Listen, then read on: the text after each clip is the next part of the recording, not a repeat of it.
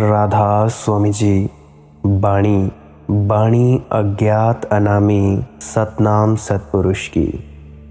गुरु प्यारी साध संगत जी, आज के सत्संग का विषय है संत पुरुषों ने जीवन को सदा दुख क्यों कहा है, सदा जीवन को दुख की भांति क्यों निरूपित किया है, क्या यह उचित है? यह सवाल पूछा गया था। तो इसके जवाब के संदर्भ में आज के सत्संग में हम चर्चा करेंगे। तो चलिए आरंभ करते हैं आज का सत्संग। संतों ने जीवन को दुख की भांति निरूपित नहीं किया है। संतों ने जीवन को देखा और दुख रूप पाया, यह निरूपण नहीं है। संतों ने चेष्टा नहीं की है इसे सिद्ध करने की कि यह दुख है। संतों ने देखा यह दुख है। अब अगर तुम्हारे पैर में कांटा पड़ जाए और तुम कहो कि मुझे पीड़ा हो रही है, तो क्या कोई कहेगा कि आप ऐसा क्यों निरूपण कर रहे हैं कि पैर में पीड़ा हो रही है? यह तो दुखबाद है। अब किसी के नासूर हो गया है और जघन्य पीड़ा हो रही है और वह कहे मुझे पीड़ा हो रही है, और आप कहो ऐसा निरूपण ना करो, यह तो दुखबाद है। आदमी को सुखबादी होना चाहिए। कहो कि नासूर से बड़ा आनंद हो रहा है, कहने से क्या होगा? संतों ने जीवन को देखा और जैसा है वैसा ही निरूपित किया है। ऐसा संत का दर्शन नहीं है कि जीवन दुख रूप है। संत का अनुभव है कि जीवन दुख रूप है। और संत की पीड़ा तुम्हारा क्या अनुभव है? संत का तो ये अनुभव है। तुम जरा अपने अनुभव की ही परख लो। क्या सुख पाया है तुमने जिंदगी से? सुख पाने की आशा है जरूर, मगर पाया क्या है?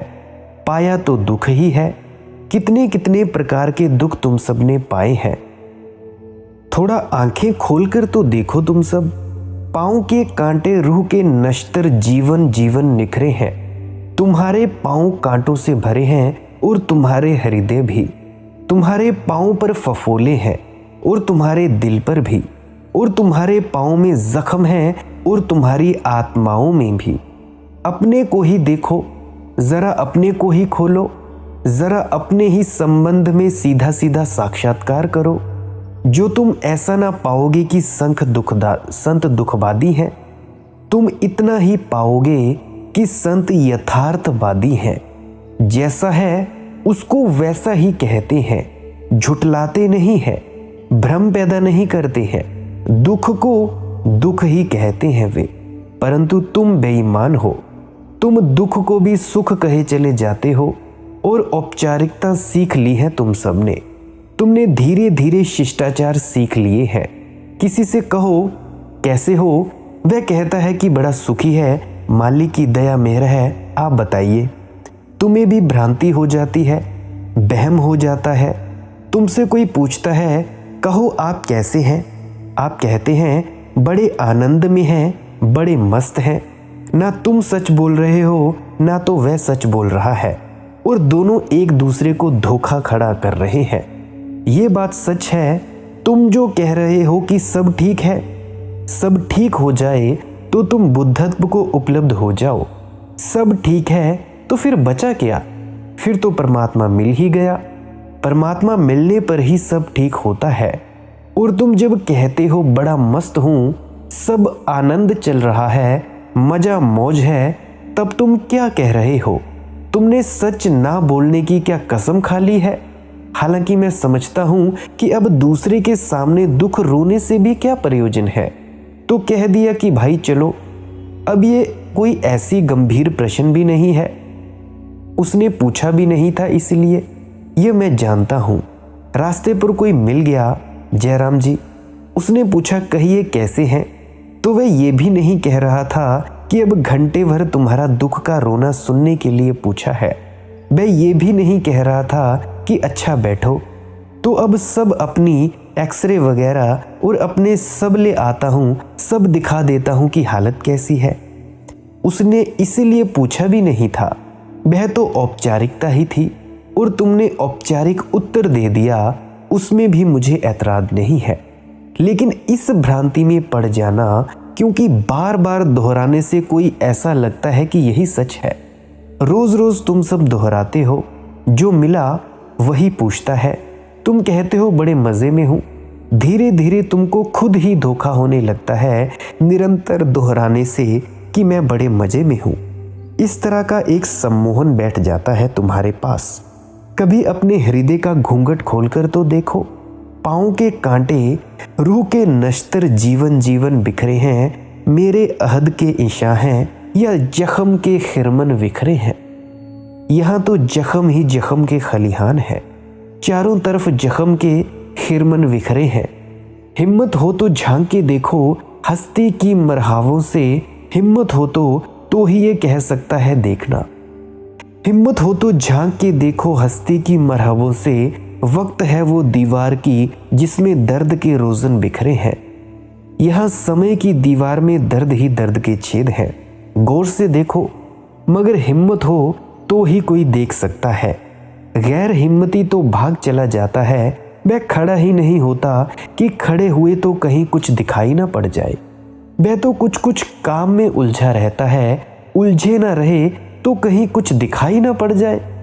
भीतर सांप बिच्छू चल रहे हैं और तुम चांद तारों की बातें किए चले जाते हो। भीतर जहर ही जहर है और तुम अमृत के गीत गाए चले जाते हो।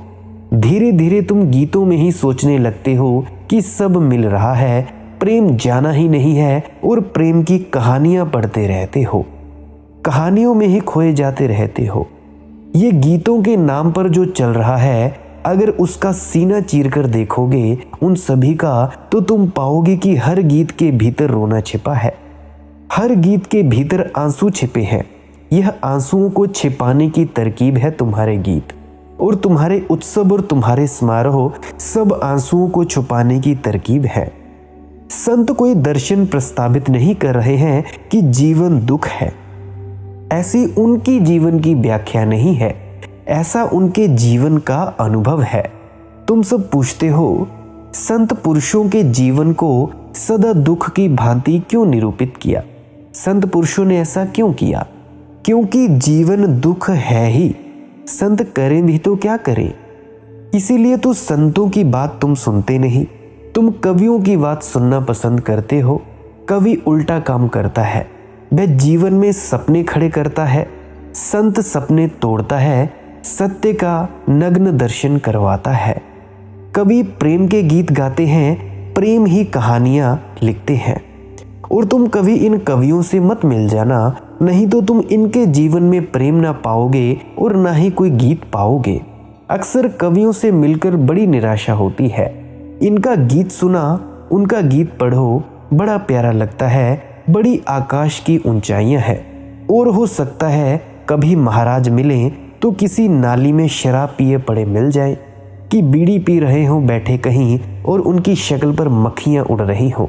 मरघट पाया हो और तुम्हें भरोसा ही न आए कि ये सज्जन इतना ऊंचा गीत कैसे गाए।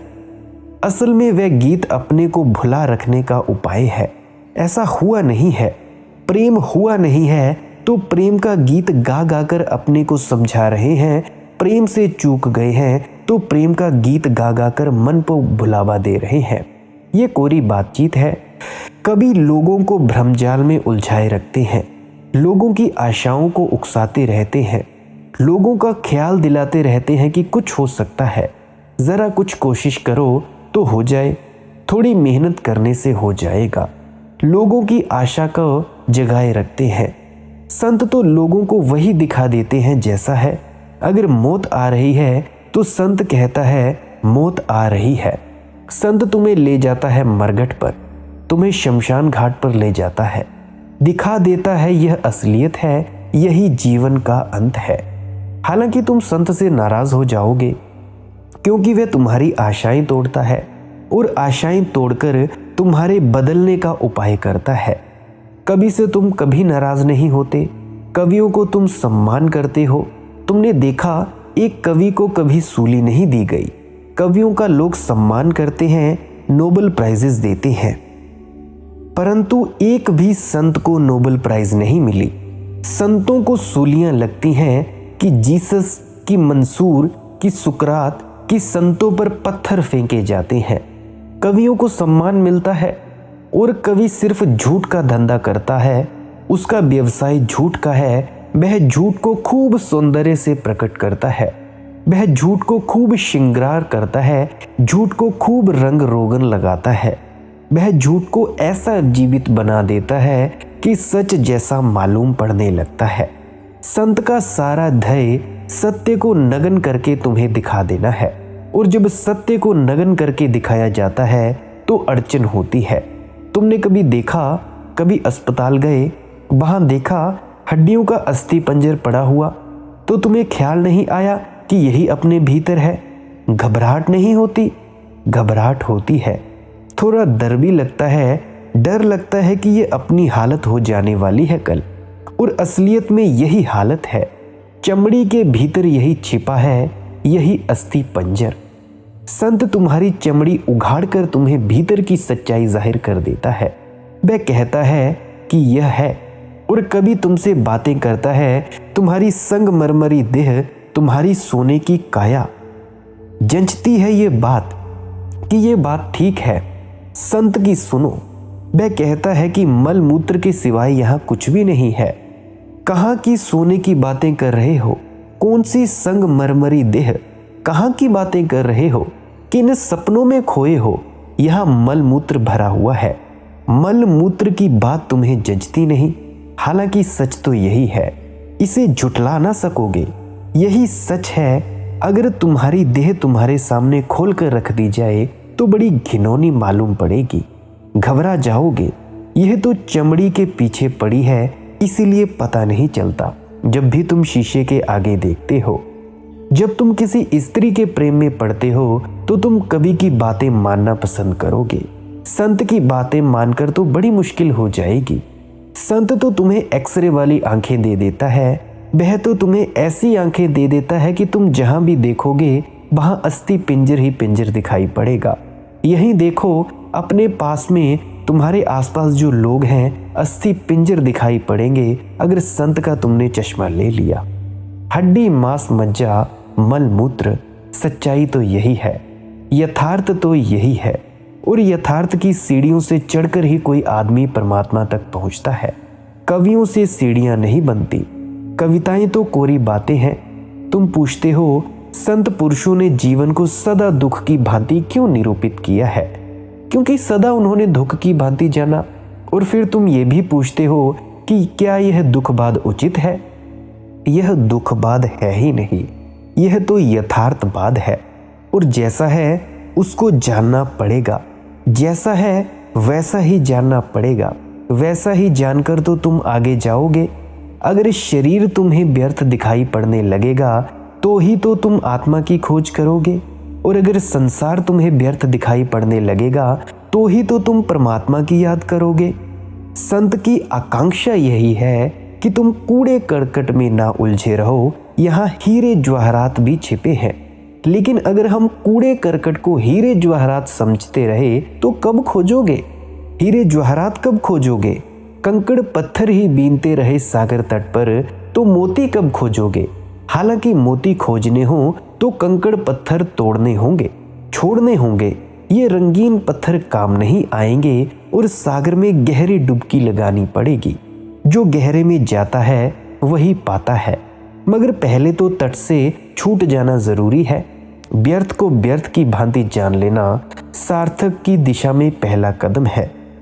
और संत कबीर तो कहते हैं कि प्रेम करो भाई, क्योंकि साई से लगन कठिन है भाई। जैसे पपीहा प्यासा बूंद का पिया पिया रट लाई। संत कबीर कहते हैं कि साई से लगन कठिन है भाई, कि प्रभु से प्रेम कठिन है। आखिर कारण, अपने से प्रेम बहुत, अहंकार से लगाव बहुत, वहां कठिनाई है। संत कबीर के वचन तुम्हें विरोधाभासी लगेंगे, क्योंकि एक तरफ तो वे बार बार कहते हैं सहज योग, प्रभु को पाना बड़ा सहज है, और आज अचानक कहते हैं साईं से लगन कठिन है भाई। दोनों बातें सच है। परमात्मा को पाना सहज ही है, क्योंकि वह हमारा स्वभाव है। उससे दूर होना कठिन है। स्वभाव से कोई कैसे दूर हो सकेगा? जो हमारे प्राणों का प्राण है, उससे हम क्षण भर को भी बिलग कैसे हो सकते हैं? भूल जाएं भला, भूलने से कुछ बात बदलती नहीं। तुम्हें याद न रहे कि तुम कौन हो, लेकिन फिर भी तुम वही होते हो जो तुम हो। विस्मरण हो जाता है, स्मरण हो जाता है, लेकिन अस्तित्व तो एक सा है। सब जानते हैं तब भी वही, जब नहीं जानते तब भी वही, जब फिर जान लोगे तब भी वही परमात्मा। इसीलिए महात्मा बुद्ध ने कहा, जब मैंने जाना तो इतना ही जाना कि जानने को कुछ भी नहीं था, और जब मैंने पाया तो इतना ही पाया कि पाने को कुछ भी नहीं था। जो मैं था उससे भर पहचान हो गई, था मैं सदा से वही। परमात्मा तुम्हारी श्वास श्वास में है, तुम्हारे रोए रोए में समाया है। तुम झूठ हो, परमात्मा सच है। इसीलिए परमात्मा को पाना कठिन तो कैसे होगा। मछली जैसे सागर में है, ऐसे ही हम परमात्मा में है। मछली को सागर पाना क्या कठिन है? ये बात ही व्यर्थ है। मछली ने सागर कभी छोड़ा ही नहीं, और मछली तो कभी सागर छोड़ भी दे, तुम परमात्मा को नहीं छोड़ सकते, क्योंकि परमात्मा बाहर ही होता तो छूट भी जाता। परमात्मा भीतर ही है, परमात्मा ही है। इसलिए जब कोई पूछता है कि ईश्वर कहाँ खोजे, तो गलत सवाल पूछता है। खोजा कि भटक जाओगे।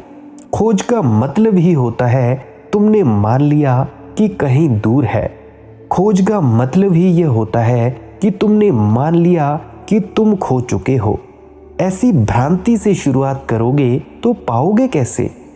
परमात्मा खोजना नहीं पड़ता, खोज व्यर्थ है, ऐसा जानते ही मिल जाता है। परमात्मा को पाने के लिए दौड़ना भी नहीं पड़ता। दौड़ते तो दूर के लिए हैं, जो पास से भी पास है उसके लिए कहाँ दौड़ कर जाओगे। दौड़ोगे तो और दूर निकल जाओगे, दौड़ोगे तो भटक जाओगे।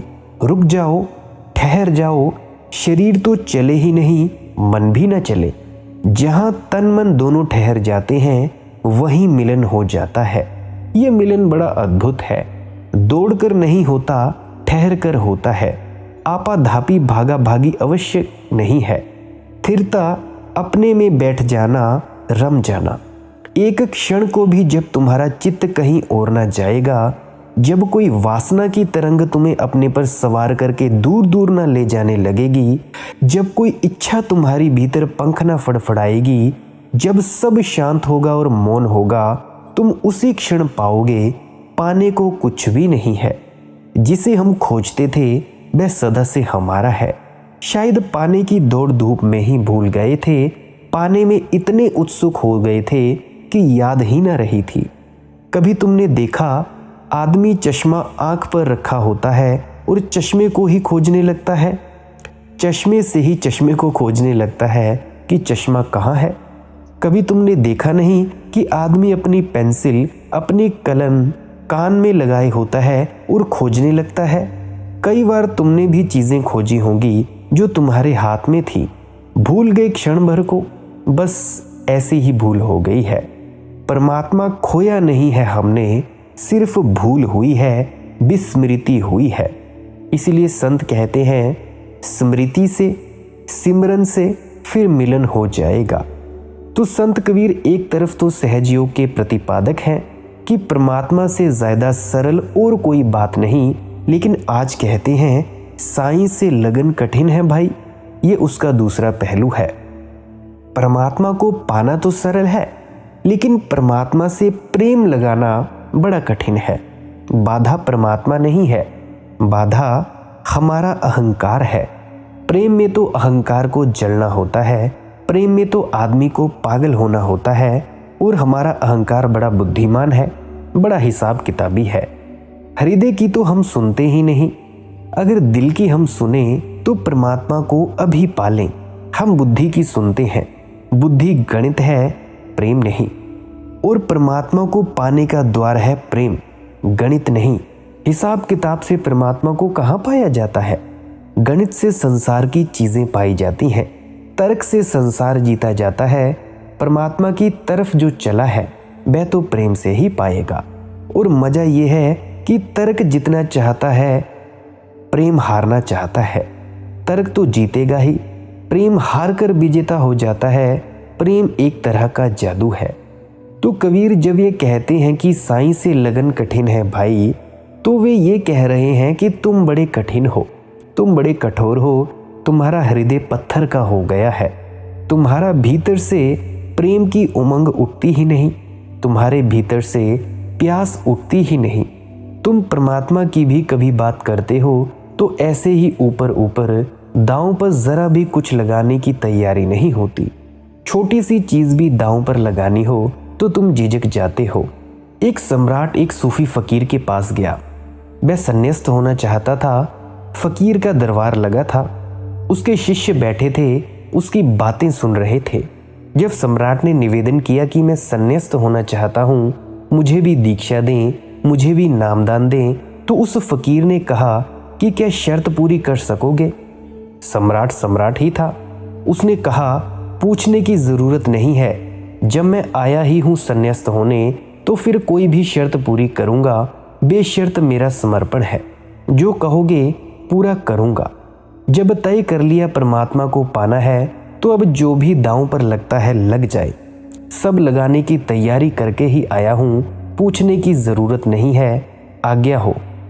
फकीर ने कहा, तो ऐसा करो, कपड़े उतार दो और नग्न हो जाओ, और ये जूते पड़े हैं मेरे, ये मेरे हाथ में ले लो और चले जाओ बीच बाजार में, अपने सिर पर जूता मारते जाना और हंसते रहना, पूरे गांव का चक्कर लगा आओ।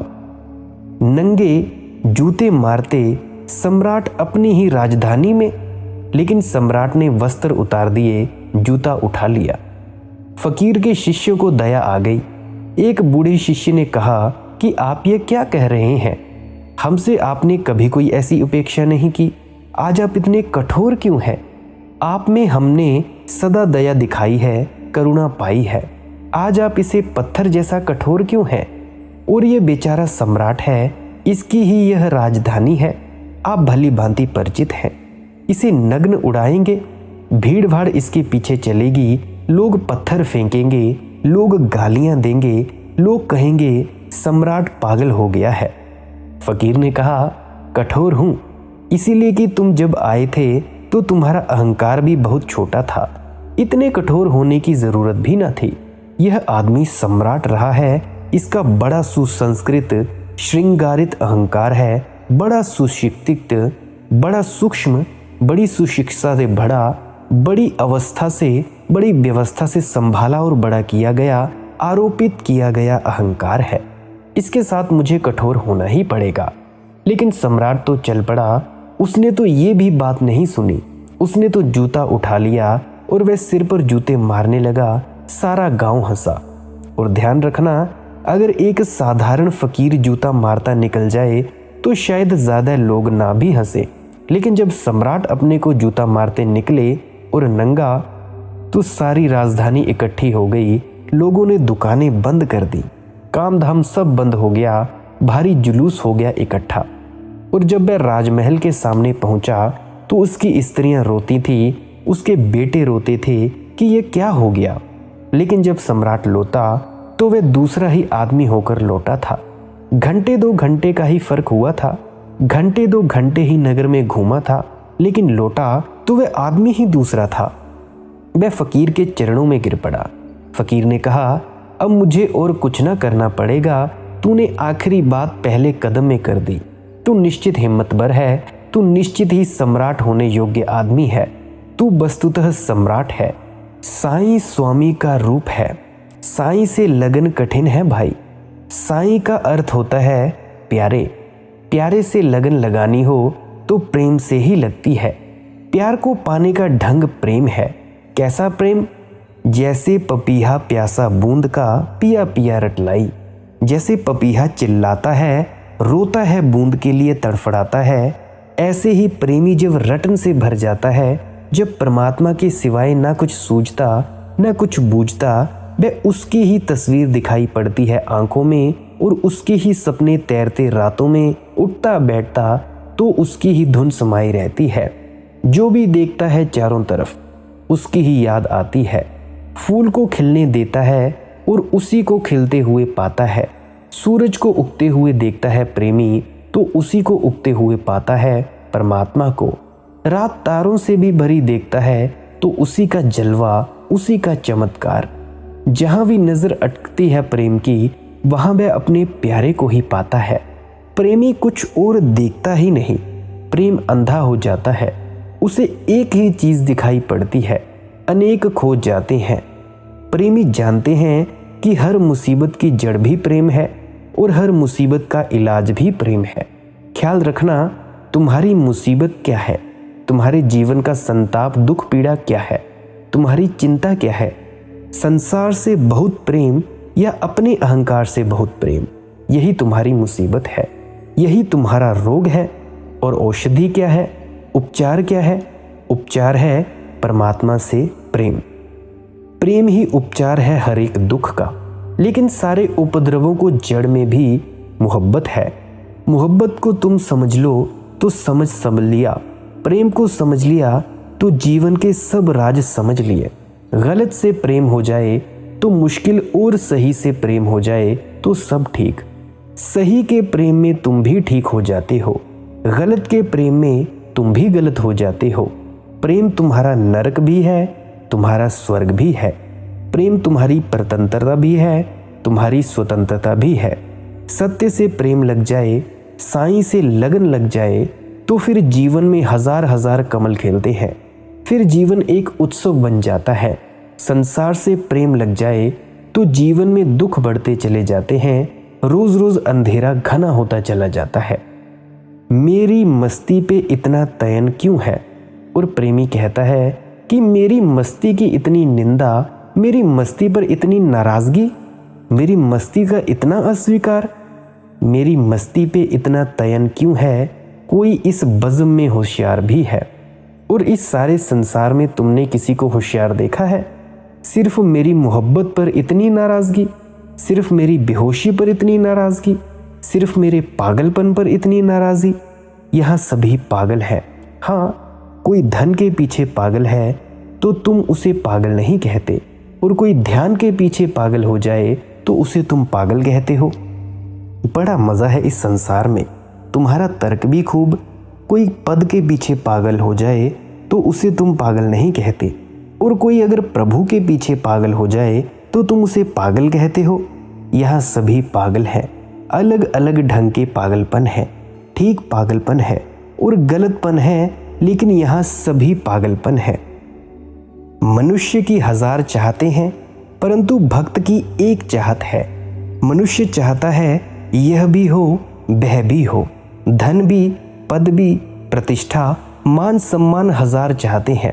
इसीलिए मनुष्य बंटा है हजार खंडों में। भक्त की एक ही चाहत है कि परमात्मा हो, इसीलिए भक्त अविभाजित हो जाता है, एक हो जाता है। जब एक चाह होती है तो तुम एक हो जाते हो परमात्मा से। जब एक चाह होती है तो तुम्हारे सारे खंड एक दूसरे में मिलकर संयुक्त हो जाते हैं। तुम्हारे जीवन में एक केंद्र पैदा हो जाता है, तुम्हारे भीतर आत्मा होती है। जब तुम्हारे चाहें हजार होती हैं तो तुम हजार हिस्सों में बंट जाते हो। हजार चाहों को पूरा करोगे तो हजार हिस्सों में बंटना ही पड़ेगा। एक हाथ से पद खोजोगे, एक हाथ से धन खोजोगे, एक पैर से टटोलोगे कुछ और, एक हिस्सा इस दिशा में भेजोगे, एक दिशा उस भी दिशा में भेजोगे। छितर बितर जाओगे, खंड खंड हो जाओगे, टूट जाओगे। इसीलिए तो तुम संसार में टूटे हुए लोगों को देखते हो, जिनके जीवन में कोई एकजुटता नहीं है। एकजुटता हो भी कैसे? एक चाह नहीं है। भक्त एकजुट होता है, एक ही उसकी चाह है, वो है परमात्मा। इसीलिए उसे हजार दिशाओं में नहीं जाना पड़ता, और परमात्मा की चाह ही कुछ ऐसी है कि उसे कहीं जाना ही नहीं पड़ता। बाहर जाने की जरूरत ही नहीं रह जाती। आंख भर के भीतर डूबने लगता है भक्त। भक्त में आत्मा का जन्म होता है, लेकिन कठिन है, क्योंकि ये जो मन है ये कहता है भोग लो 4 दिन की चांदनी, फिर अंधेरी रात। ये भी भोग लो, वह भी भोग लो। ये मन कहता है कि थोड़ा चेष्टा करोगे तो सब मिल जाएगा। चेष्टा की बात है, थोड़ा पुरुषार्थ करो। ये अहंकार कहता है कि यहाँ से ऐसे ही बिना भोगे चले गए, कुछ नाम कर जाओ, कुछ दिखा जाओ दुनिया को कि आए थे। कि लोग याद रखें कि कोई था, ऐसे ही शून्य की तरह आए और शून्य की तरह चले गए? नहीं नहीं, इतिहास में रेखाएं छोड़ जाओ, हस्ताक्षर कर जाओ पत्थरों पर। तुम तो चले जाओगे लेकिन तुम्हारी याद रहे। तुम विशिष्ट हो, तुम खास हो, तुम अपने खासपन को सिद्ध करो। ऐसा अहंकार उकसाता है, मन फुसलाता है और जिंदगी धीरे धीरे इतने खंडों में बंट जाती है कि तुम एक व्यक्ति को ये कहना ठीक नहीं मालूम पड़ता, तुम एक भीड़ हो जाते हो। फिर भीड़ का शोरगुल है, फिर भीड़ की चिंताएं हैं। जैसे एक ही आदमी कई घोड़ों पर सवार हो गया है या एक ही आदमी कई नावों पर सवार हो गया है जो अलग अलग दिशाओं में जा रही हैं। उसके जीवन में अगर तनाव ना होगा तो क्या शांति होगी? लेकिन हम इस तनाव को झेलने को राजी हैं। हम इस तनाव के नीचे दबे पड़े हैं, उठ भी नहीं सकते। हम तैयार हैं इसके लिए, लेकिन परमात्मा की तलाश पैदा नहीं होती, क्योंकि ये सारा तनाव एक आशा पर टिका है कि आज नहीं तो कल मैं धनी हो जाऊंगा, पद पर पहुंच जाऊंगा। ये थोड़े ही दिन की बात है, पर मंजिल करीब आती है। पहुंच जाऊंगा, थोड़ा श्रम और थोड़ी तकलीफ और। कोई कभी नहीं पहुंचा, कोई कभी पहुंचता नहीं है, कोई कभी पहुंच नहीं सकता। जिंदगी बहुत छोटी है और ये आशाएं दुश्वार हैं। ये वासनाएं ऐसी हैं कि कभी भरती ही नहीं है। वासना का स्वरूप ही ना भरना है। जितना भरो उतना ही जैसे कोई आग को बुझाने के लिए घी फेंकता हो। जितना भरने की कोशिश करो उतना घी मिलता है आग को, उतनी आग भभक कर उठती है। जो भी तुम वासना को देते हो वह वासना का भोजन बन जाता है। वासना और मजबूत हो जाती है। धन की चाह है, जितना धन दोगे मन को, धन की चाह उतनी बढ़ती चली जाएगी। पद की चाह है, जितना पद मिलेगा उतनी पद की चाह भी बढ़ती चली जाएगी। तुम अपने ही जीवन के निरीक्षण से देखो। ये कोई सिद्धांत नहीं है, ये जीवन के सहज तथ्य हैं। तुमने अब तक कुछ तो पूरा करने की कोशिश की होगी, वह पूरा हुआ? तुमने जो भी पूरा करने की कोशिश की है, जितनी तुमने कोशिशें की हैं, उतनी ही भूख बढ़ती गई है और प्यास बढ़ती गई है। ये कैसा जल कि कंठ जल रहा है। जल से तृप्ति तो मिलती नहीं, कंठ की ओर आग भड़कती है। यही सारा संसार है। इसलिए बुद्ध ने कहा है, यह सारा संसार लपटों से घिरा है। तुम जागो और इसमें बंट मत जाओ, बिखर मत जाओ, अपने को समेटो। इस समेटने का नाम ही योग है। योग का अर्थ है जो अपने को समेट ले। योग शब्द का अर्थ है जो अपने को जोड़ ले, जो एक बन जाए। जिसके जीवन में योग घट जाए उसके जीवन में आत्मा फलित होती है। योग के बारे में हम विस्तार पूर्वक चर्चा कल के सत्संग में करेंगे। अभी के लिए बस इतना ही। अगर आपको ये वीडियो पसंद आई हो तो आप इस वीडियो को शेयर ज़रूर करिएगा अपने मित्रों परिजनों तक, और लाइक ज़रूर करिएगा इस वीडियो को, और कमेंट सेक्शन में राधा स्वामी ज़रूर लिखिएगा। अगर आप डेली सत्संग ऐसे सुनना पसंद करते हैं तो सब्सक्राइब ज़रूर करिएगा इस चैनल को। आप यूट्यूब पे भी सर्च कर सकते हैं डेली मालिक की मौज सत्संग, ताकि डेली आपको अपडेट्स मिलती रहें और आप नए सत्संग सुनने से वंचित ना रह पाएँ। नई नई अपडेट्स के लिए टेलीग्राम ज्वाइन करें, फेसबुक और इंस्टाग्राम ज़रूर ज्वाइन करें। वहाँ पे मैं नई अपडेट्स देता रहता हूँ, तो वहाँ पे ज़रूर ज्वाइन करें। वहाँ पे मेरा हैंडल है मालिक की मौज सत्संग। अंत में आप सभी के भीतर बैठे परमात्मा को प्रणाम करता हूँ। मेरा प्रणाम स्वीकार करें। राधा स्वामी जी।